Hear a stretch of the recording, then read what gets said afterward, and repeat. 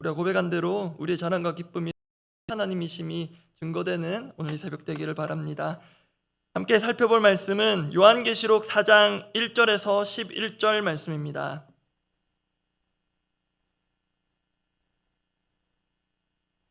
요한계시록 4장 1절에서 11절 전체 말씀을 봅니다. 요한계시록 4장 1절에서 11절까지 말씀, 제가 먼저 1절 읽습니다. 이 일 후에 내가 보니 하늘에 열린 문이 있는데 내가 들은 바 처음에 내게 말하던 나팔 소리 같은 그 음성이 이르되 이리로 올라오라. 이후에 마땅히 일어날 일들을 내가 내게 보이리라 하시더라. 내가 곧 성령에 감동되었더니 보라, 하늘의 보좌를 베풀었고 그 보좌 위에 앉으신 이가 있는데 앉으신 이의 모양이 벽옥과 홍보석 같고 또 무지개가 있어 보좌에 둘렸는데 그 모양이 녹보석 같더라. 또 보좌에 둘려 24 보좌들이 있고 그 보좌들 위에 24 장로들이 흰 옷을 입고 머리에 금관을 쓰고 앉았더라. 보좌로부터 번개와 음성과 우레소리가 나고 보좌 앞에 켠 등불 7이 있으니 이는 하나님의 7 영이라. 보좌 앞에 수정과 같은 유리 바다가 있고 보좌 가운데와 보좌 주위에 4 생물이 있는데 앞뒤에 눈들이 가득하더라. 그 첫째 생물은 사자 같고 그 둘째 생물은 송아지 같고 그 셋째 생물은 얼굴이 사람 같고 그 넷째 생물은 날아가는 독수리 같은데 4 생물은 각각 6 날개를 가졌고 그 안과 주위에는 눈들이 가득하더라. 그들이 밤낮 쉬지 않고 이르기를 거룩하다 거룩하다 거룩하다 주 하나님 곧 전능하신 이여 전에도 계셨고 이제도 계시고 장차 오실 이시라 하고 그 생물들이 보좌에 앉으사 세세토록 살아계신 이에게 영광과 존귀와 감사를 돌릴 때에 24 장로들이 보좌에 앉으신 이 앞에 엎드려 세세토록 살아계시는 이에게 경배하고 자기의 관을 보좌 앞에 드리며 이를 때 11절 함께 읽습니다. 우리 주 하나님이여 영광과 존귀와 권능을 받으시는 것이 합당하오니 주께서 만물을 지으신지라 만물이 주의 뜻대로 있었고 또 지으심을 받았나이다 하더라. 어제까지 소아시아 7교회에 주신 메시지를 살펴보았습니다. 그 안에도 상징과 비유 같은 것들이 있었지만 비교적 이 땅의 언어로 이해할 만했습니다. 이제 오늘 본문부터는 그 뜻을 선뜻 쉽게 알기 어려운 오묘한 환상, 상징 같은 것들이 본격적으로 등장합니다. 오늘 본문인 계시록 4장에 기록된 이 환상들을 압축해서 말하자면 천상의 예배, 그 천상의 예배에 대한 묘사입니다. 하나님께서 요한을 성령으로 감동시키사 하늘의 예배를 보여주셨습니다. 당연히 여러 상징적 요소들이 담겨 있습니다. 그래서 우리가 드리는 지상의 예배와 이 천상의 예배는 차원이 다른 점이 있습니다. 그런데 그러함에도 천상의 예배와 우리가 드리는 지상의 예배는 분명 연결성이 있습니다. 왜냐하면 예배받는 이는 동일하게 하나님 한 분이시고 예배하는 이는 우리 모두라는 것은 동일하기 때문입니다. 또한 이 천상의 예배는 나중에 우리가 천국에 가서만 드릴 예배가 아니라 바로 지금 우리가 이 땅 가운데서 드리는 예배 가운데 구현될 수 있고 또 구현되어야 하는 예배입니다. 그래서 천상의 예배를 통해 지상에서 우리가 드리는 예배를 돌아보고 함께 기도하고자 합니다. 천상의 예배를 통한 지상 예배 리뉴얼, 이렇게 이름 붙여보았습니다. 그 첫 번째는 본질을 형식에 담다입니다. 천상의 예배를 통해 지상의 예배를 돌아보고 다시 한번 리뉴얼하고자 하는데요. 그 첫 번째는 당연한 말인 듯 하지만 본질을 형식에 담다입니다. 예배에는 두 부류가 있다고 할 수 있습니다. 앞서도 언급했는데요. 예배 받는 이가 있고요. 예배하는 이들이 있습니다. 오늘 본문에서 요한이 가장 먼저 본 것은 예배 받는 이이신 하나님에 대한 묘사입니다. 그 중에 한 대목만 살펴봅니다. 오늘 본문 요한계시록 4장 2절 말씀, 3절 말씀 제가 읽어드리겠습니다. 내가 곧 성령에 감동되었더니 보라, 하늘에 보좌를 베풀었고 그 보좌 위에 앉으신 이가 있는데, 이가 누구인지 아마 아실 것입니다. 앉으신 이의 모양이 벽옥과 홍보석 같고 또 무지개가 있어 보좌에 둘렸는데 그 모양이 녹보석 같더라. 요한이 가장 먼저 본 것은 하늘에 있는 보좌입니다. 보좌는 성경에서 기본적으로 왕권을 상징합니다. 실제로 그 의자가 그 기능을 갖고 있기도 합니다.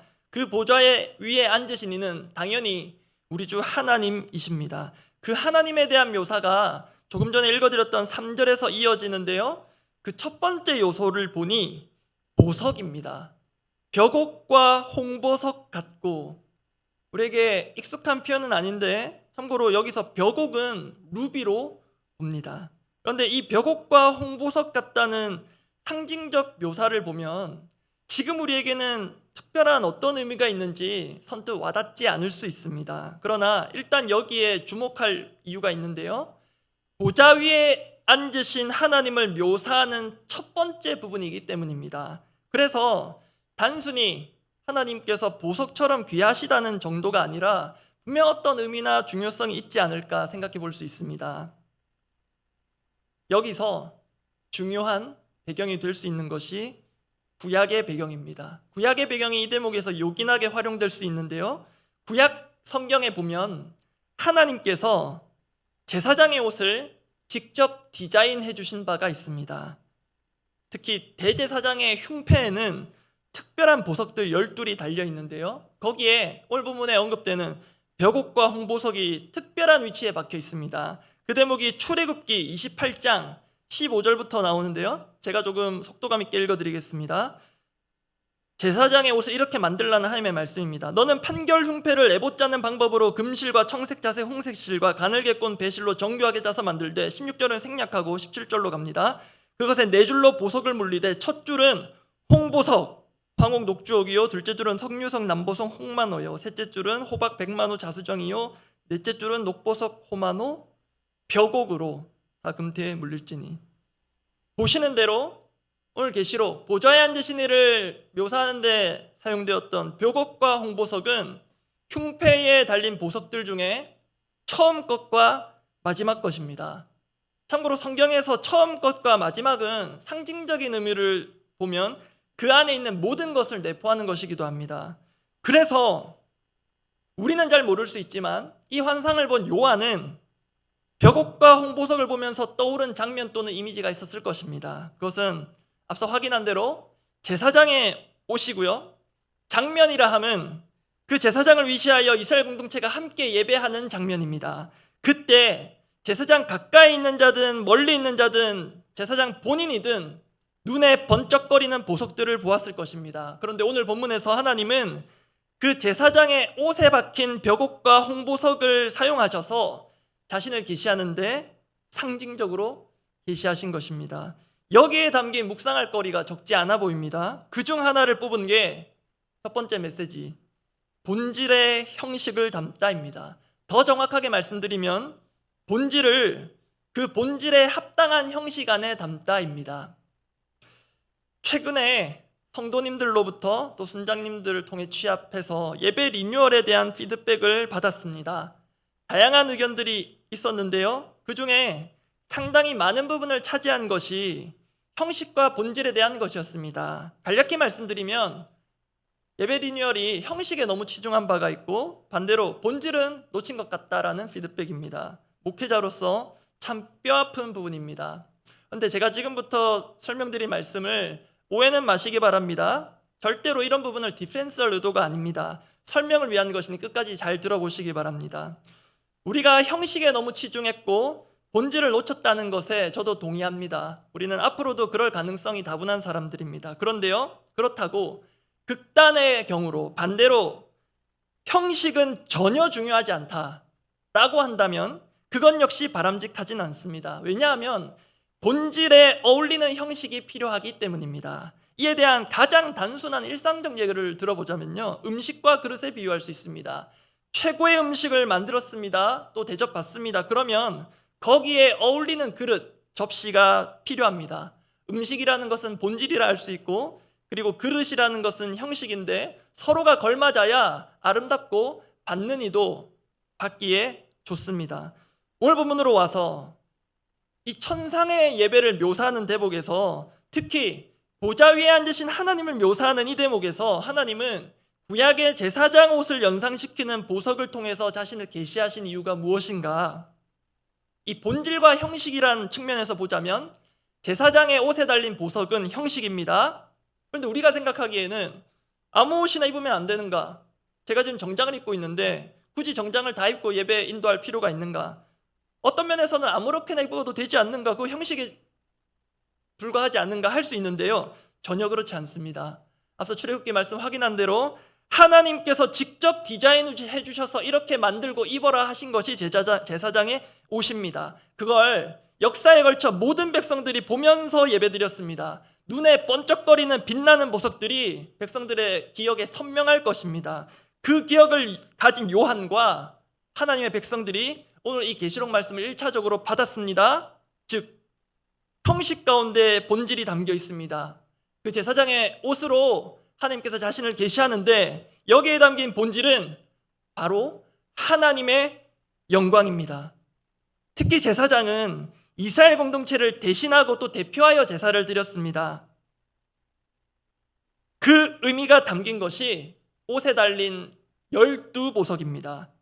그 12보석은 이스라엘 공동체 그 12지파를 상징하는 것이기도 합니다. 게다가 그 12지파를 끌어안고 그 보석 달린 옷을 입은 그 사람, 그 제사장은 예배 받으시느니 그 보좌 위에 앉으신 이 앞으로 실제로 나아갑니다. 거기가 어디냐면 지성소입니다. 지성소에 있는 그 법궤 위는 시은좌라고 합니다. 그 뜻이 은혜의 보좌입니다. 그 위에 하나님이 임재하신다고 믿었습니다. 실제로 하나님 그렇게 우리에게 말씀하셨습니다. 즉 누구보다도 영광의 하나님을 가까이 뵙는 자, 목숨 걸고 이스라엘 공동체를 대표하여 뵙는 자가 제사장입니다. 그 사람에게 하나님은 자신의 영광을 반영하는 옷을 지어 입히셨습니다. 물론 12가지 보석이 하나님을 충분히 담아낼 수는 없습니다. 그렇지만 하나님은 자신의 영광이라는 본질을 그 보석에, 그 보석 달린 옷이라는 형식에 담으시고 사람에게 입히셨습니다. 그래서 우리에게는 균형 잡힌 리뉴얼이 필요합니다. 형식에 치중한 부분이 있다면 적정 수준으로 해야 하겠습니다. 반대로 중요한 본질을 놓쳤다면 다시 그것을 회복해야 하겠습니다. 정말 중요한 것은 이 형식과 본질의 조화와 균형입니다. 우리가 붙잡아야 할 가장 중요한 본질이 무엇이겠습니까?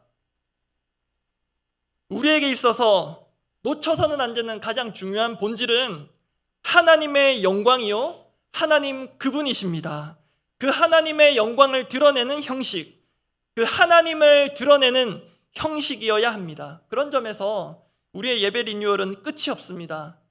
매주, 매일, 매 순간의 예배가 하나님의 영광을 온전히 반영하고 하나님을 온전히 드러내는 예배가 되기를 원합니다. 두 번째입니다. 천상의 예배를 통한 지상 예배 리뉴얼. 두 번째는 관을 내려놓다입니다.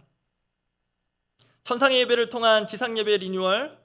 두 번째는 관을 내려놓다입니다. 앞의 메시지가 예배 받는 이신 하나님에 대한 것이었다면, 그분의 영광, 그분이라는 그 본질을 드러내자는 그런 말씀이었다면, 두 번째는 예배하는 이, 우리들에 대한 것입니다. 오늘 본문에 등장하는 예배자가 있는데요, 그 예배자를 수식하는 상징적인 숫자가 있습니다. 24입니다. 24 장로들 이렇게 나오는데요, 24라는 이 숫자에 대해서 다양한 해석이 있지만 건전한 해석으로는 구약의 12지파 그리고 신약의 12사도, 그래서 이 24는 구약과 신약에 구원받은 하나님의 백성들을 의미하는 것으로 봅니다. 이것이 건전한 해석입니다.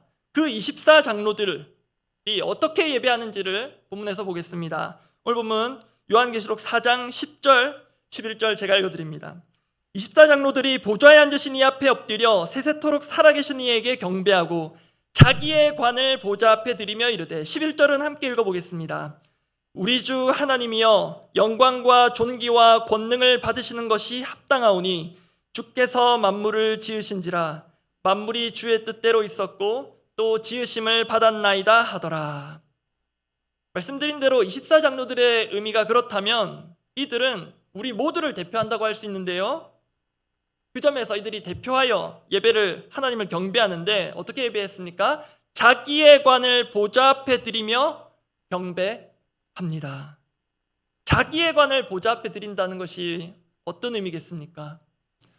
오늘 계시록 본문에 이 24장로들도 거의 왕에 준하는 이들로 나타납니다. 하나님에 대한 묘사가 3절에 있었고요. 바로 이어지는 4절에 이들에 대한 묘사가 있는데요. 하나님과 크게 달라 보이지 않습니다. 오늘 보면 4장 4절 제가 읽어드립니다. 또 보좌에 둘려, 이 보좌는 하나님 앉으신 보좌입니다. 24보좌들이 있고 그 보좌들 위에 24장로들이 흰옷을 입고 머리에 금관을 쓰고 앉았더라. 쉽게 말하면 이 24장로들도 하늘의 지위상 왕입니다. 실제로 성경에서 우리 모두를 왕 같은 제사장이라고도 하지 않습니까? 그런데 이들이 어떻게 예배했습니까? 자신들의 왕됨을 기꺼이 내려놓습니다. 누구 앞에서? 최고의 보좌 위에 앉으신 최고의 왕 하나님의 앞에서입니다. 이 관이 의미하는 것이 우리 각자에게 다양할 것입니다.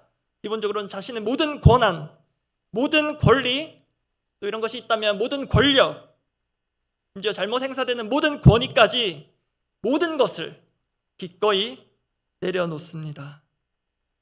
이 관을 내려놓는 행위와 관련해서 당시 재밌는 역사의 기록이 있습니다. 로마의 역사가들 중에 타키투스라는 사람 이름 아마 들어보신 분 있을 텐데요. 그 사람의 기록에 따르면 페르시아 속국의 왕 티리다테스라는 인물이 통치권을 부여받기 위해서 네로의 사람이 앞에 아니라 네로의 동상 앞에 가서 자신의 면류관을 벗어놓았다라는 기록이 있습니다. 이것은 자신이 그 로마의 황제에게 예속되어 있다는 것을 행동으로 보여준 것입니다. 이 일화를, 그 당시의 일화를 우리에게로 가져오자면 대상은 분명히 다릅니다. 우리에게 있어서 우리의 관을 내어드릴 유일한 왕은 하나님이십니다. 또한 우리가 그 앞에 부당하게 예속된 자들 아닙니다. 우리 모두는 그 하나님께 예속된 게 아니라 하나님의 은혜로 구속함을 입은 자들입니다. 그리고 우리를 구속하신 그 구원은 하나님만이 가능하신 전지전능한 하나님만의 영역입니다. 그 구원의 주 앞에 그 은혜를 입은 자로서 마땅히 우리는 관을 내려놓습니다. 바로 이것이 오늘 지상에서 예배를 드리는 우리 모든 예배자들에게서 일어나야 하는 예배 리뉴얼입니다. 오늘의 이 하루가 하나님만 참되게 높이는 참된 예배로 드려지기를 간절히 바랍니다. 함께 기도하겠습니다.